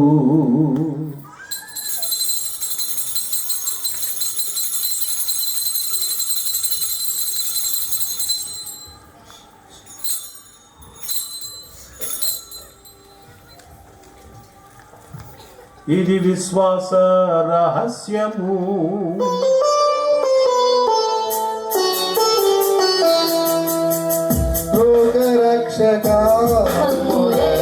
కృష్ణబలను అద్భుతమైన ఉత్థానమును మోక్షారోహణమును స్మరించుచు అతడు మరల వేంచేయును ఎదురు చూచు మేము ఈ పవిత్ర జీవన బలిని కృతజ్ఞతతో నీకు అర్పించుచున్నాము. నీ పవిత్ర శ్రీ సభ యొక్క కానుకను ప్రీతితో వీక్షింప ప్రతిమాలుచున్నాము. తన మరణము ద్వారా మమ్ము నీతో సఖ్యపరిచిన నీ కుమారుని బలిని స్వీకరింపుము. మేము అతని శరీర రక్తములతో పోషింపబడి పవిత్రాత్మతో నింపబడి అతని యందు ఏక శరీరము ఏక మనస్సు కలిగి ఉన్నట్టులా దయచూపుము.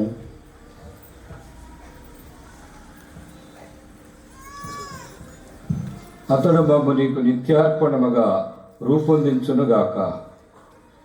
నీవు ఎన్నుకొనిన పుణ్యాత్ములతోనూ ముఖ్యముగా పవిత్ర కన్యయు దేవమాత అయిన మరియమాతతోనూ ఆమె నిగ్రహ వరుడైన పరిశుద్ధ జోజప్ప గారితోనూ ధన్యులైన నీ అపోస్తులతోనూ వేద సాక్షులతోనూ సకల పునీతులతో పాటు మమ్మును మోక్ష భాగ్యమునకు వారసులను చేయము.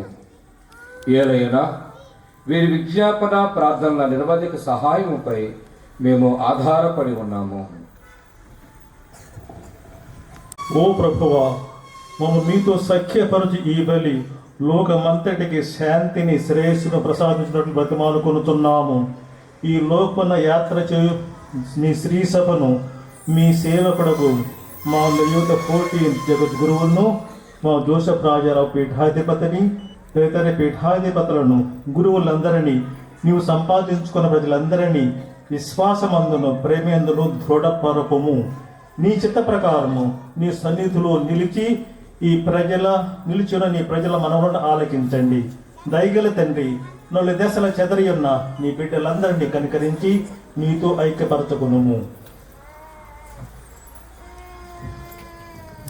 సహోదరులను, నీ ప్రేమ యందు ఈ లోకముని వీడిన వారందరినీ దయతో నీ రాజ్యంలోకి చేర్చుకోను. మేము నచ్చ చేరి మీ మహిమను వీక్షించుచు నిత్యానందం పొందుదుముగాక. మా ప్రభు అయిన క్రీస్తు ద్వారా మమ్మల్ని మనవి చేయుచున్నాము. అతని ద్వారా నీవు సకల మేలులు లోకమునకు చేయుచున్నారు.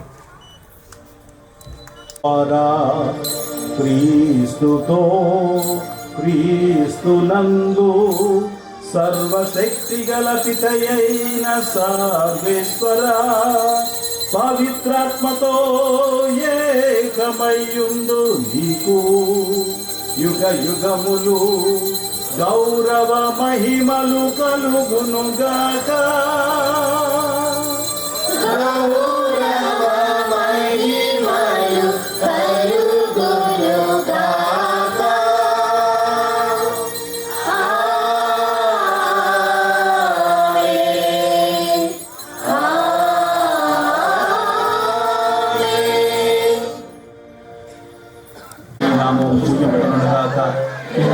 వచ్చునుగాక. మీ చిత్తము పరలోకమందు నెరవేరునట్లు భూలోకమందు నెరవేరునుగాక.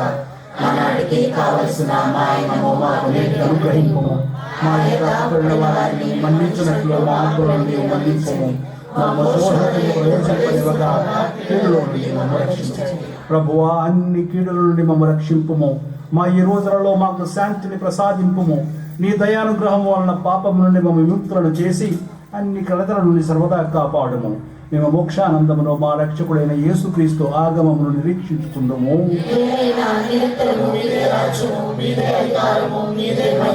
శాంతిని మీకు అనుగ్రహించుతున్నాను, నా శాంతిని మీకు ఇచ్చుతున్నాను అని నీ అపోస్తలులతో వచించిన ప్రభు అయిన యేసువా, మా పాపమును లెక్కింపక నీ శ్రీసభ విశ్వాసమును వీక్షింపుము. నీ చిత్త ప్రకారము నీ సభకు శాంతిని ఐక్యమును అనుగ్రహింపుము. యుగ యుగములు జీవించచ్చు పాలించు ప్రభువా. ప్రభుని శాంతి ఎల్లప్పుడూ మీతో ఉండును గాక. ఒకరికొకరు సమాధానం తెలుపుకుందాము.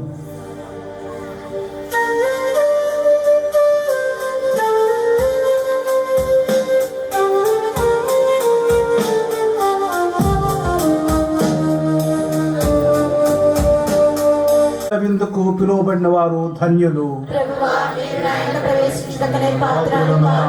కానీ మీరు ఒక్క మాట పలికినా నా ఆత్మ స్వస్థత పొందును.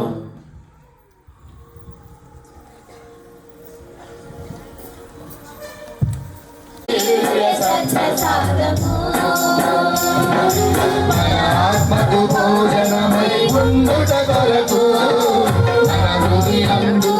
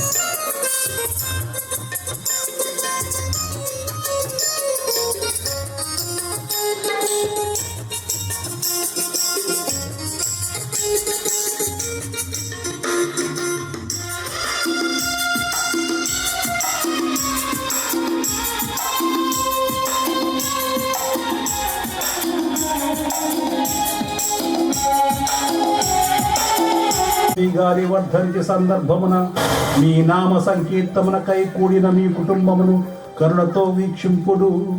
మీ ఏకైక కుమారుని శరీరక్తమును స్వీకరించుట ద్వారా మాకు నిత్యాక్షణము తప్పగా లభించునను దృఢ నమ్మకము మాలో కలుగునుగాక. మా నాథురైన క్రీస్తు ద్వారా ఈ మనవి చేయుచున్నాము.